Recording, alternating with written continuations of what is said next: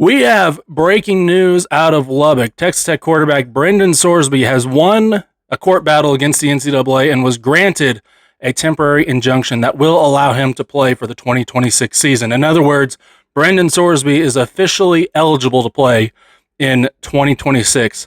A judge here in Lubbock, let me get the name for you, Ken Curry of Lubbock County, ruled that the keeping him off the field would cause him irreparable harm while his lawsuit is ongoing against the NCAA. Sorsby is required to sit out the first two games, which will be Abilene Christian and Oregon State, but otherwise is eligible to practice and play for Texas Tech immediately. The NCAA had previously denied Texas Tech's attempts to reinstate him, after discovering he had placed sports bets, including bets involving his former team, Indiana. Reports indicate that he made roughly 40 bets totaling $90,000 using accounts belonging to friends and family members. Sorsby was diagnosed with gambling addiction and anxiety disorders. He completed a 35-day rehabilitation program. As part of the court order, he must continue counseling and will participate in Gamblers Anonymous. Now, before this ruling, it was highly speculated that he would miss the entire 2026 season. In fact, I would say most people outside of Lubbock were really gunning for him to miss the entire 2026 season. In fact, the NCAA ruled that he should miss the entire 2026 season and enter the NFL supplemental draft instead. Now, we're going to say that this is a huge loss for college football, a huge loss for the NCAA, and it is a huge loss for the NCAA. But I do want to bring up the morality aspect of this. Brendan Sorsby's crime was placing bets on Indiana to win games while he was a redshirt freshman. Brendan Sorsby did not knock his girlfriend unconscious the way Joe Mixon did back in 2017 and proceed to play his entire season. Brendan Sorsby did not sell drugs. Brendan Sorsby did not kill anyone. He did not assault anyone. He did not do any of the crimes that we have seen football players repeatedly commit and be allowed to play their careers. Brendan Sorsby was suspended for 2 games.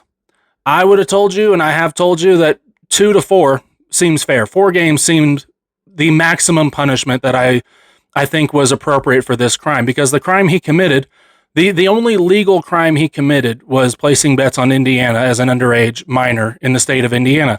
That's the equivalent of having a couple beers in your dorm room. Now, in Sorsby's case, having a lot of beers in your dorm room. He had a gambling addiction, and that was something to be addressed. However, that does not mean having an addiction is not a crime. Having an addiction is not something that the NCAA should suspend you for.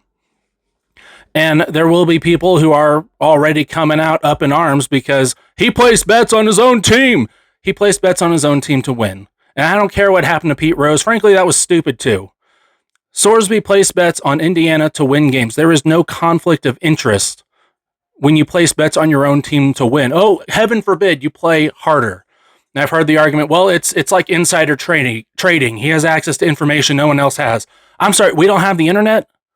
We don't have YouTube? We can't watch the same game film that they watch? There's nothing that they have access to that you, as an independent gambler who is not connected to a football team, doesn't have. And certainly when we're talking about betting for your team to win. Now, if you bet for your team to lose, your career should be over forever. Any sport, any league, done. That's not what happened here. He placed bets on his team to win. He developed a gambling addiction, something that I would imagine he is not the only student athlete to be suffering from right now. He's certainly not the only student to be suffering from in today's culture. I mean, the news was broken on ESPN with the DraftKings ad rolling through the bottom.